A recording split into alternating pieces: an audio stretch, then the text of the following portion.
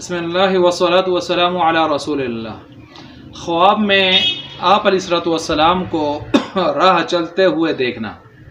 کبھی خواب میں آدمی دیکھ لیتا ہے کہ آپ علیہ السلام کو جو ہے مختلف حالات میں، تو ان میں سے ایک حالت یہ ہے کہ آپ علیہ السلام کو راہ چلتے ہوئے کسی نے دیکھا، تو اس کی تعبیر کیا ہوگی؟ اس کی تعبیر جہاد کے ساتھ دی جاتی ہے، جس طرح حدیث میں ہے نا کہ الجہاد ماض الی یوم القیامہ، جہاد قیامت کی صبح تک جاری رہے گا۔